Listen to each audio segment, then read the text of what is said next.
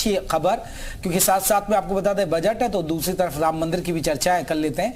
नेपाल के जनकपुर से 2 विशाल ट्रकों से लाई जा रही हैं शालिग्राम शिला, गोरखपुर से अयोध्या के लिए रवाना हो चुकी है। आपको बता दें तो अयोध्या के लिए रवाना हो गई हैं विशाल शिलाएं। नेपाल की काली गंडकी नदी से मिले 6 करोड़ साल पुराने 2 विशाल शालिग्राम पत्थरों से भगवान श्री राम के बाल स्वरूप की मूर्ति और माता सीता की मूर्ति बनाई जानी है और इसीलिए इन शिलाओं को लाया जा रहा है। रामलला की मूर्ति 5 से 5.5 फीट की बाल स्वरूप की होगी। अयोध्या में शिलाओं की विधि विधान से पूजा अर्चना की जाएगी। एक्सक्लूसिव तस्वीरें हम आपको दिखा रहे हैं। शिलाओं को लेकर नेपाल के पूर्व प्रधानमंत्री और ज्योतिषाचार्य अर्जुन भुसाल का क्या कुछ कह रहा है, जरा सुन लेते हैं।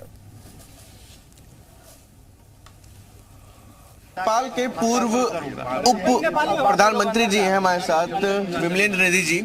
सर, ये आज ये शिलाएं आ गई हैं यहाँ पर, कैसे क्या तैयारियां हैं, लोगों में कितना ज्यादा इसको लेकर के आस्था दिख रही है? देखिए, नेपाल के ये अपने घर की छत पर ही फल और सब्जियां उगाते हैं। महीने का 40 से 50 हजार कमाते भी हैं। इनसे सीखना है तो फ्रीडम ऐप को अभी डाउनलोड करो। काली गंडकी से नदी से जब ये शिला प्रस्थान किया पूजन के साथ, नेपाल के पूरे भूभाग में जटही नगरायन मेरा घर भी है, तो वहाँ वो सीमावर्ती गांव है, वहाँ तक जानकी मंदिर होते हुए नेपाल के नर नारी सभी आकर के इसका पूजन किया बड़े उल्लास के साथ। और जब मैं भारत के पिपरौन में प्रवेश किया, वहाँ से लेकर के रात यहाँ गोरखपुर आते समय तक सब में उल्लास है। और यहाँ से आज मैं अयोध्या जाऊँगा। हमारे साथ जनकपुर से 250 से 300 लोग आए हुए हैं, जानकी मंदिर के महंत भी हैं और बहुत सारे लोग आए हुए हैं। और हम आज अयोध्या पहुँचेंगे और वहाँ जो हमें बताया गया है, कल इस शिला का हस्तांतरण हम अयोध्या में राम जन्मभूमि तीर्थ क्षेत्र ट्रस्ट जो है उसको हस्तांतरण करेंगे। और हमें विश्वास है कि मुझे जानकारी दी गई थी, जब मैं इस वार्ता में था तो मुझे पता चला था, उन लोगों चंपत्ति लोगों ने बताया था कि 2024 के जनवरी में रामलला की मूर्ति को प्राण प्रतिष्ठा करना है या उद्घाटन करना है, हमारे भाषा में कहिए। तो अब समय तो बहुत कम है, 9-10 महीना में है।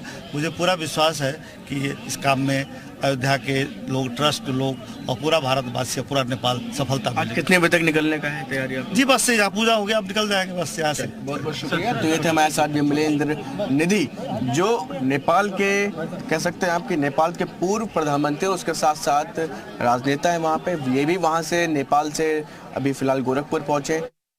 हमारे साथ अर्जुन जी हैं, जो जनकपुर से अभी फिलहाल अयोध्या जो शिलाएं जा रही हैं उनको ले जाने के साथ साथ इस पूरी यात्रा से जुड़े हुए हैं। अर्जुन जी, कितना ये पूरा शिलाएं जो है बताया जा रहा है काफ़ी पुरानी है, इनका क्या महत्व है, इसको जरा आप जैसे देखिए, अब इसका महत्व के लिए डिटेल में जानने के लिए हम लोग को स्कंद पुराण को देखना पड़ेगा। स्कंद पुराण में हिमावत खंड है, उसमें गंडकी नदी में शालिग्राम की क्या महिमा है, कैसे उत्पत्ति हुआ है, स्वयं नारायण का अवतार के रूप में हम लोग पूछते हैं ना। शालिग्राम भगवान की शिला में उसको प्राण प्रतिष्ठा करना जरूरी नहीं पड़ता है। जैसे कोई मूर्ति होता है उसको प्राण प्रतिष्ठा करना पड़ता है, लेकिन शालिग्राम का क्या विशेषता है कि उसमें प्राण प्रतिष्ठा करना नहीं पड़ता है, वो साक्षात नारायण का वास है। तो गंडकी नदी का इतिहास तो बहुत पुराना पौराणिक काल से शास्त्र में स्पष्ट रूप से लिखा हुआ है। और गंडकी का नाम कृष्ण गंडकी है, स्वयं भगवान श्री कृष्ण के नाम से मुक्तिनाथ से बक के आता है।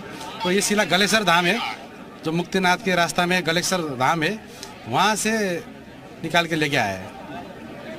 अच्छा, तो अब इसके बाद इस पर काम होगा अयोध्या में, इसको लेकर के किन मूर्तियों को इस पर बनाया जाना है और कैसे क्या बाल स्वरूप रहना है रामलला का, कैसे क्या चीज़ें हैं? अब समिति तो वही कह रहा है, डिटेल में तो हम लोग को ज्ञान नहीं है, लेकिन अब हम लोग का काम क्या, नेपाल सरकार ने हस्तांतरण कर दिया। उसी के विदाई के लिए हम लोग प्रेम पूर्वक, कोई जनकपुर से मंत्री जी ने बता दिया है, विमलेंद्र जी ने, 150-200 आदमी यहाँ तक आ चुका है। अब यहाँ से अयोध्या लेके जाएंगे, बाल रूप और माता जी का प्रतिमा बनने के लिए बोल रहे हैं।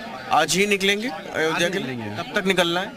अब पूजा खत्म हो गया, अब आधी घंटा 1 घंटा में यहाँ से निकल जाएंगे। हाँ, तो अयोध्या कब तक पहुँचने का है कार्यक्रम? अब कितना समय लगेगा, स्लोली जा रहा है ना, तो रास्ते में कोई आदमी और आज ही रात में आज ही रात में पहुँच जाएंगे? आज रात में जाने की कोशिश हो रहा है, आज रात में पहुँच जाएंगे। चलिए, बहुत बहुत शुक्रिया।